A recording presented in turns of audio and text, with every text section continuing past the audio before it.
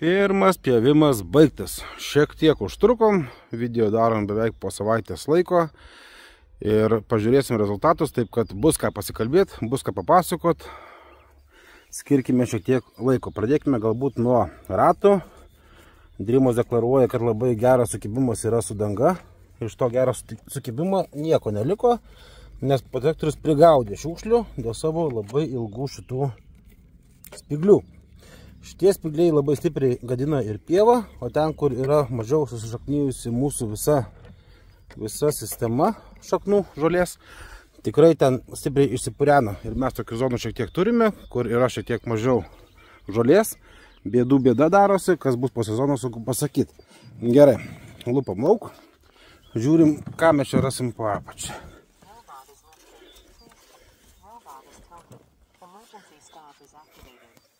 Nu, tai čia kaip ir jau viskas aišku. Valom protektorius. Peiliukai yra užstrigę po pirmo pjovimo. Nepaisant, kad jie lengvai pjauna. Ir labai keista situacija yra su šita dalim. Peiliukas pjauna vienam aukštyje, o čia yra pakankamai žema dalis gaunasi. Įprastai naudojami varžtai yra mažiau išlindę už peiliuko ribų. Vadinkim, nėra taip žemai, o šita dalis yra pakankamai žemai nusileidus. Visa kita švaru, viskas čia gražu, viskas čia gerai. Nėra čia ką pasakot. Einam pasižvalgysim po pačią teritoriją. Linijos labai gražios, tiesios, kaip robotas be GPS, be RTK, be palidovo, tikrai gražiai pjauna. Nėra ką prikipti, tačiau labai daug yra nenupjautų vietų. Tai matosi gerai ir per pačią programėlę, nes labai daug yra zonų, pravažiavimų, kuris to dalyko nepadarė ir nežinau kodėl. Visokios paliktos žolės aukštos kažkodėl tais ir mes tokių vietų rasim labai daug. Ten pakeliausim paskui į galą, pažiūrėsim ten kiek gale yra tokių visokių palikta, vadinkim, nedapjautų vietų. Jeigu turite tokią zoną kaip ši, kažkas buvo daryta, laukim kol sužels žolė, tai nežinau ar nesužels. Nes protektorius tiek viską purena, kad čia susišaknyti žolė sunkiai be ir galės. Tai tikrai asmeniškai norėčiau pasikeisti ratus į švelnesnius, nes jie yra stipriai per grubus.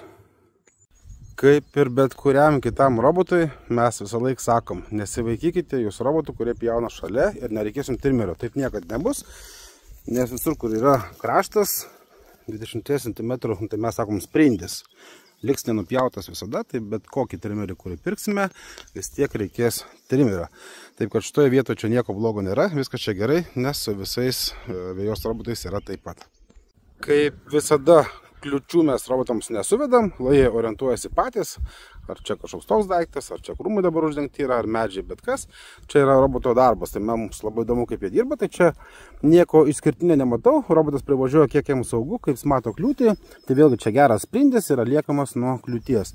Tas galioja ir medžiams, beje, šitas bortelis yra 7 cm aukščio, robotas jį nelabai pamato ir bando ant jo užlipti. Tačiau suveikia buferis ir jokių problemų nėra. Buferis atsirėmė iš tą dalį ir robotas sustojo, taip kad pakibimų per visą teritoriją neturėjome mes nei vieno. Jei jūsų pievoje yra nelygumų visokių didesnių kažkokių tais, kur yra robotas atvažiuoja priekiu, neria ir turi išvažiuoti, tai atminkite, kad jo priekinis buferis yra gan žemai ir robotas turėdamas tokią kryptį kaip šita, remiasi į žemės ir jam čia jau reikia biškai panaudoti jėgos. Todėl atsiranda tokie visokie vėlienos išplėšimai, kaip čia matom jau pravažiuota vieta, nes jis buvo įsirėmęs į veją ir prasikasė ratai. Čia jau žolė mūsų šiek tiek pažeista, tokių vietų yra gerokai daugiau. Visuomet kartais atsiranda tokių situacijų, kai reikia pasiremontuoti pievą, tai mes specialiai čia tokį papylėm žemių, pagrėbojom pažiūrėti, robotas čia važiuos. Ne, robotas čia neužvažiavo, nei kart nebuvo užlipęs, viskas čia yra gerai. Turint Dream vėjos robotą, tokios luomos kaip šita, tokia matosi juosta išilgesnė, eina papačia vamzdis ir šiek tiek pasėdo žemės. Tai kadangi šį kartą robotas važiavo tom linijom, tai jam čia problemos nesudarė, bet kai robotas važiuos tom kryptim, tai čia tikrai remsis priekinis buferis ir čia bus viskas iškasta. Tai tokias vietas per Dreamą turi susitvarkyti iki roboto ir taip, kad jisai čia neišsikasiotų. Na ir palengva ateiname prie pačios rimčiausios temos, tai per kiek laiko jisai įveikė visą šitą plotą. Čia yra 19 arų. Pats robotas yra 20 arų apimties. Pirmam leidimui šitam mes naudojame standartinio greitį, tai yra jis per valandą nupjauna iki 1,2 arų, priklausomai čia nuo kliūčių kiekio, kiek jam yra, ir kiek yra posūkių daroma, nes vėlgi čia trajektorijos ilgis, vadinkim, taip yra. Tai šitoje vietoje pats robotas pjauna daugmaž 1,5 valandos, valandą kraunasi, tai seansas trunka pilnas beveik 3 valandas ir gaunasi per 3 valandas nuo starto iki vėl starto pasikrovus apie nepilnus 2 arus. Bendroji sumoj jam prireikė net 3200 minučių nupjauti visą šitą teritoriją. Jeigu mes pasiversime šitą laiką į valandas ir turėsim mintyje, kad mes pjaunam veją be rasos laiko, tai kitaip tariant startuosime ten kokią 8-10 ryto, pjausime visą dieną iki kokių 8 valandų vakaro plius minus, tai visai šiai vejai reikia daugmaž 6-7 dienų. Daug, per daug ir negerai. Jeigu robotas į starto poziciją negrįžta per 2-3 paras, žolė tiek paauga, kad jam paskui pjauti yra problema.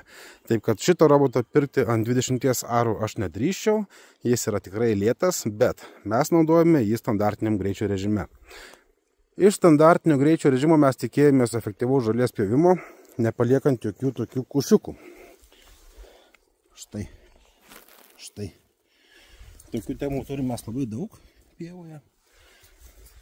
Matom, pusę nupjovė, pusę paliko ir čia jų yra begalė. Taip pat turime tokio lygio temas nepaimtas ir čia pievoje jų yra be galo daug. Video pradžioje mes minėjom, kad turim pačią siaubingiausią robotams vietą, tai yra šitą kliūčių ruožą, tokį šiukšlyną ir jame čia žolė buvo nepjauta visai. Pažiūrėkime, kaip čia viskas liko. Kažkiek skuto, kažkiek paliko. Čia yra 20 cm ilgio liniuotė. Tai galėjo galbūt dėl šios žolės jis nenupjaut. Čia toli gražu. Turėjo nupjaut. Aukštis kliūties jam nurodytas 20 cm. Tam, kad pjautų žolę. Nenupjovė jis beveik nieko, bet šiaip čia išsivažinėjo. Galbūt antrą kartą pravažiavęs, trečią kartą už savaitės, gal jau bus gerai. Taip, kad šito roboto pirkimas ant ribos nebus geras sprendimas, nes žolė vasarą auga per greitai. Turėkit mintyje, kartais ir lyja. Kai lyja, robotas stovi, o žolė auga. Ką, leidžiam ant didesnio greičio, pažiūrėsim jo darbo rezultatą. Nors dar papildysiu. Tokia vat yra negraži vieta, kuri turi mažai žolės. Aplink medelius yra panaši situacija ir dažniausiai robotai turėdami priekį vaizdo kamerą, jie stebi, ar yra žolė, ar žolės nėra. Na, pavyzdys, robotas sukvailiotų, maža kas nutiktų, robotas supras, kad už teritorijos lįst nėra ko, nes baigėsi žolė. Čia bordūrą nežiūrėkit, tiesiog iliustracija kalbu, kad jeigu baigėsi žolė, robotas stoja. Dreamas neturi jokios vaizdo kameros, tik lidaras. Nežinau, vertinu ne visai teigiamai.